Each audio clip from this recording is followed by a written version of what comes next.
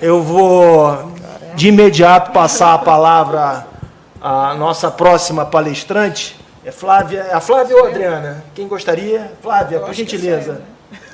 Seja bem-vinda e muito tarefa obrigado. Em glória, né? Falar depois do Simas e depois que o Simas cita a Beija-Flor. Nossa, deusa da passarela. Pois é, minha deusa. Elogiei. Uma escola que existia. Elogiei, Uma escola que existia no século, viveu seu apogeu no século XX e agora tenta se reencontrar.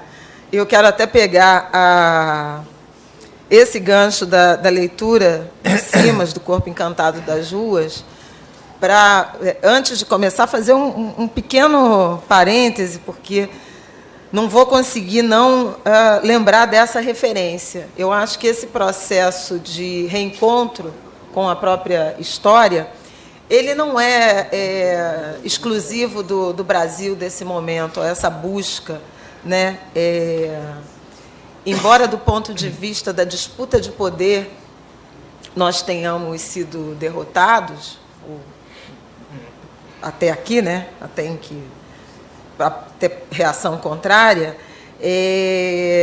me parece que tem também um movimento muito forte de resistência e de construção dessa pluralidade que o Simas mencionou, e que eu acho que não atravessa somente o Brasil, né? E uma evidência disso é esse nosso encontro e tantos outros debates que têm se multiplicado em relação à intolerância, racismo ou terrorismo religioso. Mas, nesse momento, nos Estados Unidos, há um exercício muito assemelhado, né, ao que o Simas está mencionando, que imaginem os Estados Unidos da América sem os mexicanos, sem a migração latina. Funcionaria? Então, é mais ou menos o exercício de imaginar o Brasil sem influência de tradições culturais, religiosas, alimentares dos indígenas e dos afrodescendentes. Lá, eles estão refletindo sobre a chegada do primeiro navio negreiro. O início da escravidão negra nos Estados Unidos se deu em 1619. O Spike Lee, no discurso, quando recebeu o Oscar de melhor roteiro adaptado neste ano, por Infiltrado na Clã, ele fez essa referência, e na semana passada, quem não viu, eu recomendo, o New York Times lançou um ambiente virtual com um conjunto de imagens, artigos, ensaios, uma produção intelectual muito relevante em relação a essa construção dos Estados Unidos. E eles até falam isso, os Estados Unidos que nós conhecemos começou muito antes do que nós imaginamos. Então, esse caminho de disputa de narrativa e, inclusive, de território, né, da rua, da praça, dos espaços de poder, ele é flagrante mundo afora. E essa tensão e essa reação que, nesse momento, nos derrotou, aí eu estou falando no sentido de forças progressistas ou conservadoras, ele é típico de uma sociedade que, em alguma medida, de um modelo que, em alguma medida, agoniza, né? Então, fecho parêntese para fazer essa reflexão um pouco mais global de um momento de muita tensão, de muita disputa, do qual nós também fazemos parte. E, no caso brasileiro, eu tenho muita fé, literalmente, religiosa ou concreta, de que venceremos.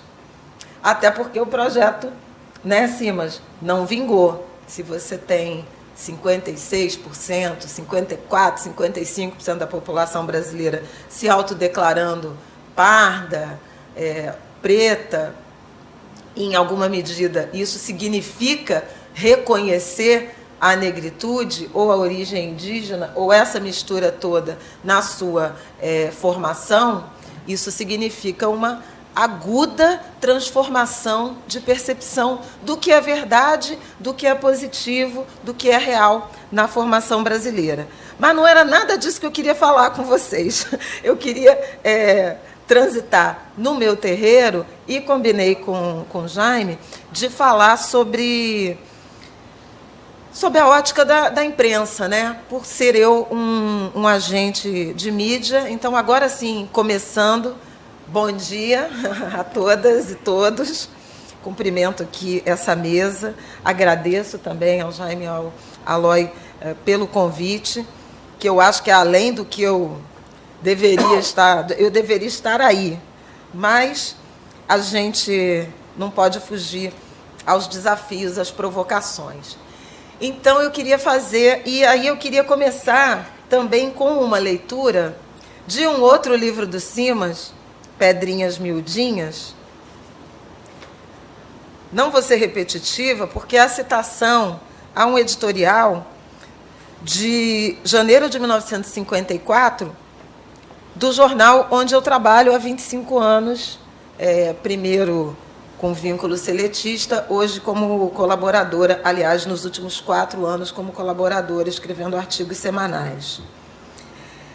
A princípio foi moda, e talvez ainda seja, considerar a macumba como uma manifestação pitoresca da cultura popular, a qual se levam turistas e visitantes ilustres, e que era objeto de reportagens e notícias nas revistas e nos jornais, bem como de romantizações literárias.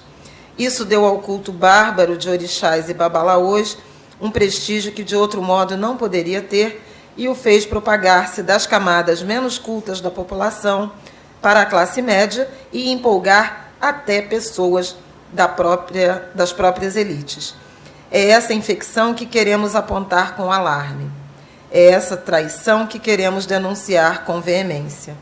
É preciso que se diga e se proclame que a macumba, de origem africana, por mais que apresente interesse pitoresco para artistas, por mais que seja um assunto digno para o sociólogo, constitui manifestação de uma forma primitiva e atrasada de civilização, e a sua exteriorização e desenvolvimento são fatos desalentadores e humilhantes para nossos fóruns de povo culto e civilizado.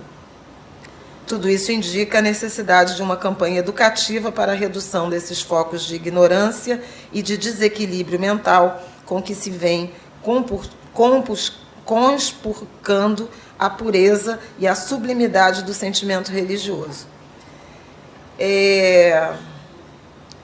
São o quê? 70 anos, né? É disso que a gente está falando. O Jaime começou na sua fala de abertura chamando atenção para o flagelo, né? O racismo ser o flagelo que atravessou nossa história e que hoje recrudesce. Atravessou e atravessa, né?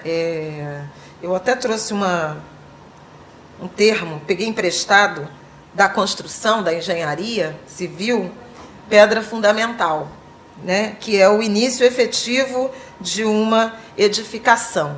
Racismo é pedra fundamental da sociedade brasileira, da estrutura. Foi ali que ela se assentou. E é uma história, né, de perseguição que vem do colonizador, depois da República, do Estado, das instituições do Estado, da polícia, da justiça, né? Você mesmo lembrou de vários episódios de racismo religioso, de intolerância, de incompreensão promovidos pela justiça. Ora, a imprensa não ficaria fora, né, desse caldo.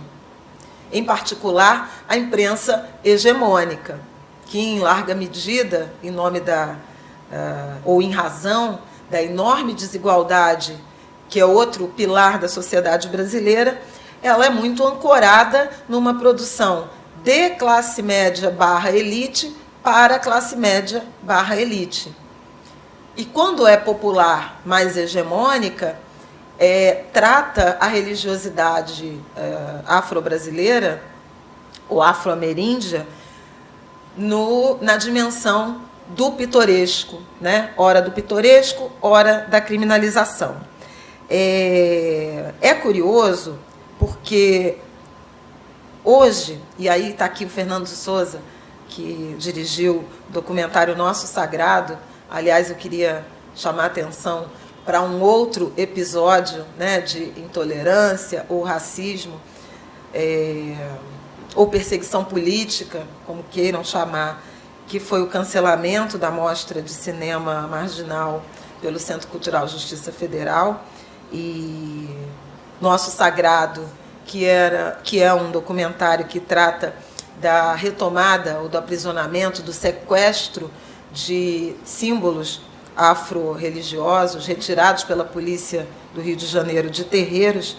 Ele seria impedido de exibição por suposta assinatura de mandatos políticos ao final do filme, assinaturas de apoio. Me parece que é o novo arcabouço de construção de censura, de cerceamento ao acesso, e a gente tem visto isso em festas literárias. É outro parêntese aqui que eu estou abrindo também para manifestar minha solidariedade ao Fernando e à sua obra e ao tema da sua obra, que é o que eu gostaria de tratar. Nesse processo de ressignificado da história que nos foi contada, ou do ambiente de aguda intolerância e racismo, vejam as senhoras e os senhores, muita da produção jornalística tem servido como prova em ações judiciais de retomada desses elementos sagrados.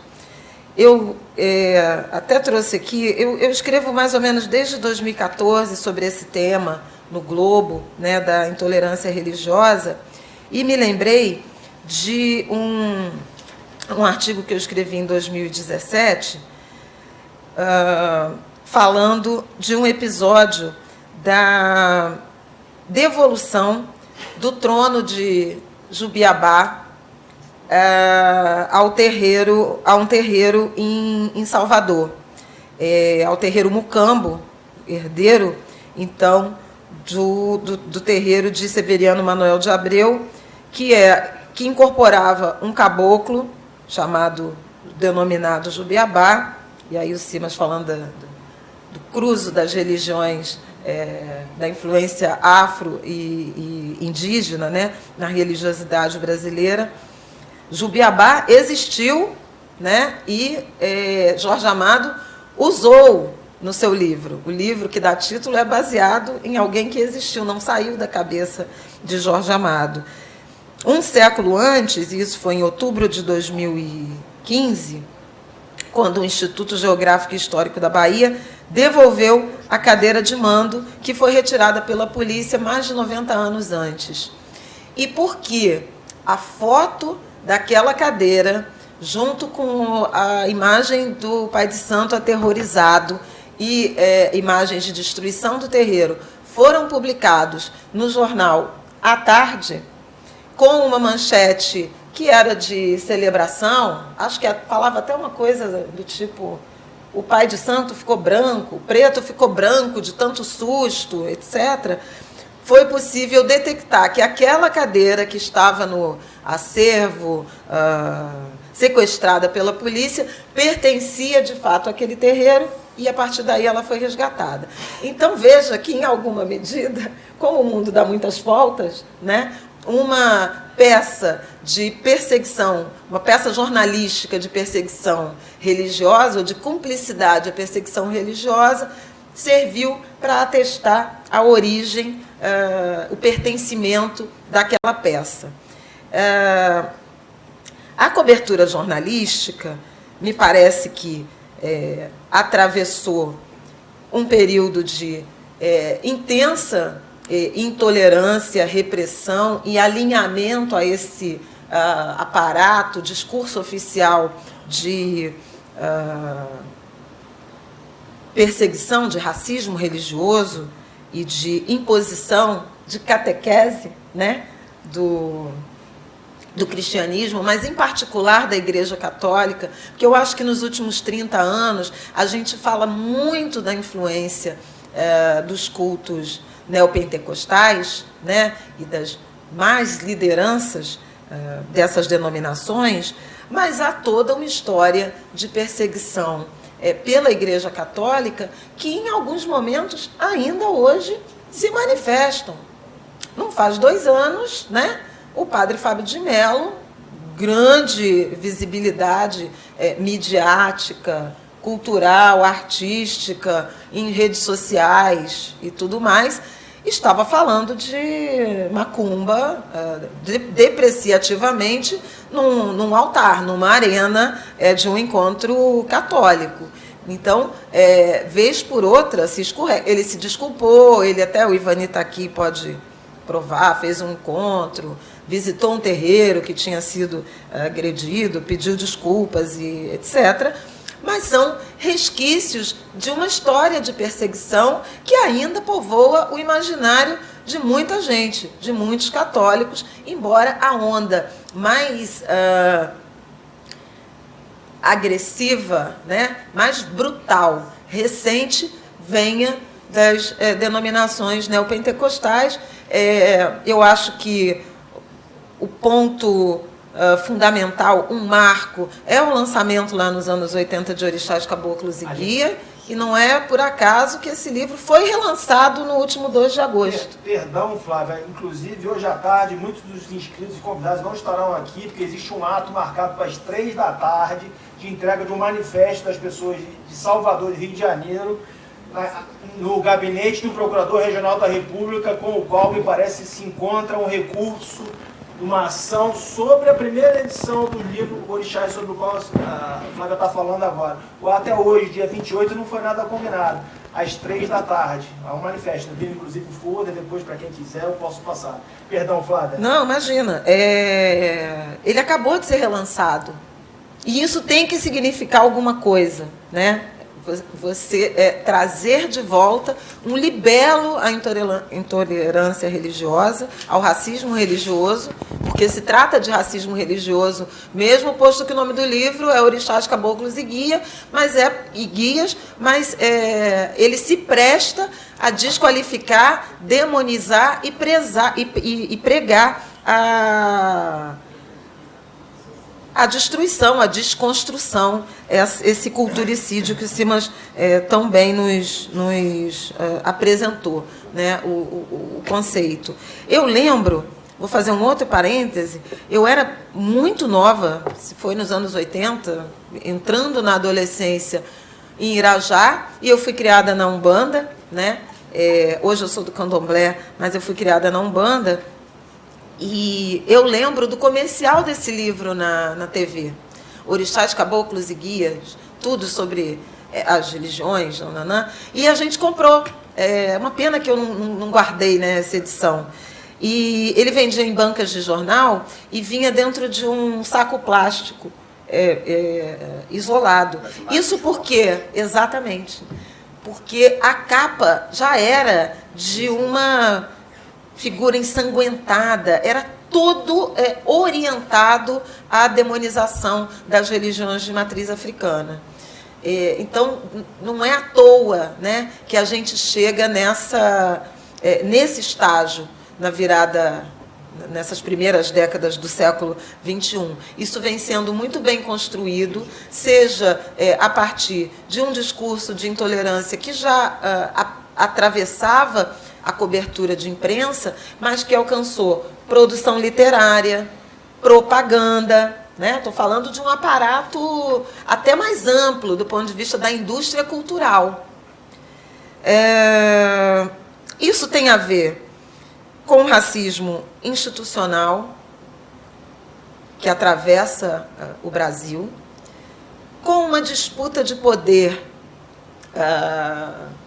Mais tarde a gente vai descobrir que político, econômico, não apenas religioso, sobretudo em enclaves de baixa renda, onde a ausência do Estado se fez muito marcante também a partir dos anos 80. Você tem um processo de degradação da economia, do acesso a serviços públicos, e, a partir daí, um certo afastamento da Igreja Católica. Eu não sou uma especialista nem em história, nem em religião, mas ouso meter meus pensamentos, minhas reflexões em relação a isso. A teologia da libertação perde força na Igreja Católica, há um afastamento das comunidades mais pobres, as próprias pastorais de presídios, né, de penitenciárias, também começam a ser mais ocupadas ou substituídas dos católicos pelos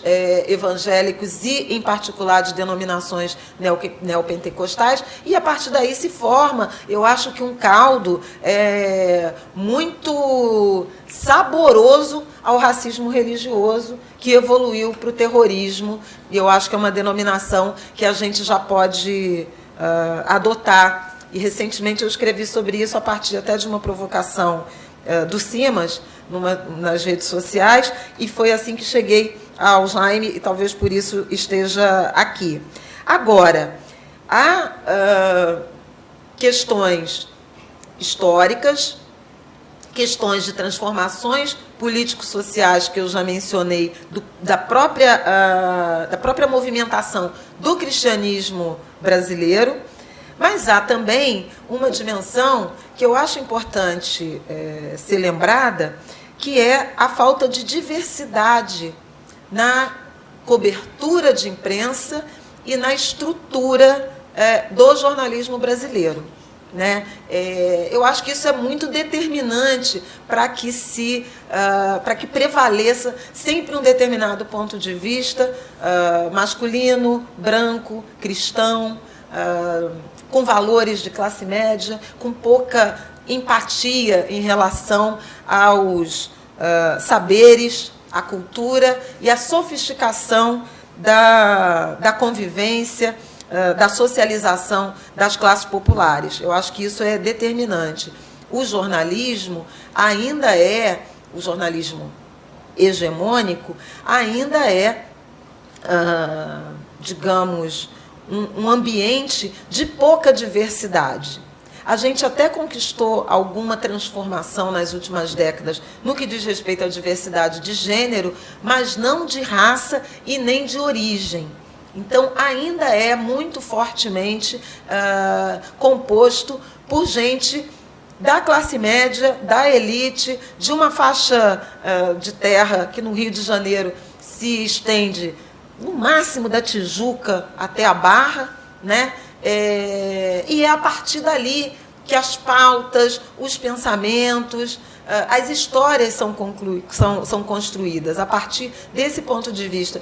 Eu falo isso com relativo conforto, porque falo há muito tempo sobre a falta de diversidade da imprensa, mais ou menos desde que eu sou jornalista há 27 anos, e até por ser digamos assim, essa cota, né, de diversidade. Em alguma medida eu encarno um pouco uma cota de diversidade por ser mulher, negra e vinda do subúrbio e produto desses saberes que o Simas listou. Em razão disso, me parece que hoje, ainda que a gente tenha uma mudança de ênfase, e isso eu acho que é importante ressaltar, o jornalismo de hoje, eu acho quase impossível, no jornalismo de hoje, eu acho quase impossível ler um editorial, impraticável, um editorial como esse, que está registrado aqui no livro do Globo de 1954. Hoje, há um ambiente de mais simpatia, adesão, compromisso com as liberdades individuais. Veja, dá para ser conservador, é o tal do liberalismo progressista, né, que os americanos têm chamado. Dá para ser conservador do ponto de vista de política econômica e ser liberal nos costumes. E nessa estrutura, nesse assentamento da posição editorial dos jornais, das TVs, da grande imprensa, cabe um discurso e uma cobertura mais enfática na direção de condenar as manifestações de intolerância, de racismo e de terrorismo religioso. Por isso, esse tema, ele hoje pertence, atravessa, sobretudo, a cobertura policial, né? Há muita ênfase na denúncia como uma reação a valores humanistas, a direitos constitucionais, de liberdade de credo, né? aos direitos civis, mas não exatamente uma compreensão ampla da contribuição que esses saberes nos deram, nos emprestaram, nos doaram, nos cederam, o verbo que vocês preferirem. E aí eu acho que isso passa muito por alguns esforços de mais diversidade na mídia. Então, ter pessoas negras, ter pessoas oriundas do subúrbio, ter pessoas de várias religiões, inclusive de denominações evangélicas, porque se você for reparar, mesmo nos espaços de opinião, por exemplo, que são os chamados colunistas, onde eu me encaixo, é o espaço do jornal dedicado à manifestação de pensamento e defesa de opiniões, há uma predominância de nomes católicos. Quando você tem algum tipo de representação religiosa escrevendo regularmente para jornal, de modo geral são católicos. Não são evangélicos, muito menos neopentecostais e muito menos alguém ligado aos cultos de matriz africana. Eventualmente você vê um artigo ou outro, mas não um espaço permanente. Como, num fato atípico, Mãe Estela de Oxóssi, a quem eu peço a bênção, ontem fez 8 meses da passagem dela, teve no Jornal à Tarde, que inclusive virou um livro de artigos, mas aí era a Bahia, numa janela progressista. Não é um espaço que normalmente está visível e se apresenta na imprensa brasileira e carioca. O Simas teve algumas passagens, mas não posso dizer que o Simas é um quadro religioso, com um ponto de vista, é uma visão, sua escrita é mais sofisticada, transcende o debate religioso propriamente. Eu acho que isso faz falta nos jornais. E o que faz falta também, e aí eu gostaria de fazer uma provocação também aqui ao Judiciário, um primeiro eixo é na formação, a falta de formação, olhando a ponta, né, a universidade de comunicação, de jornalismo, não tem formação em direitos humanos, e também acho que muito pouca, muito modesta em conceitos, por exemplo, do direito, né, para entender determinadas interpretações. A gente ainda chama racismo de piada de mau gosto, né? Em vez de falar que é racismo ou que é injúria, tem dificuldade de denominar, de conceituar determinadas situações que são crimes, né? Então, acho que tem um papel da universidade, um papel importante. E o Simas falou das escolas, né? Sem dúvida alguma, trazer esses saberes, naturalizar esses saberes, valorizar esses saberes. E não são só saberes religiosos. Como bem foi dito, são saberes são vivências, são hábitos, são mitos, são conhecimentos matemáticos, são formas sofisticadas de ensinar matemática, hierarquia, processos, convívio. Se tudo isso tivesse incorporado à nossa sociedade desde sempre, nós não desaguaríamos nesse momento agudo de racismo, intolerância ou terrorismo religioso. Não estando, é o que nós vimos. Mas as universidades, eu acho que têm tempo de resolver isso com seminários, disciplinas eletivas, mais rapidamente do que a gente reformar todo o nosso sistema público de ensino.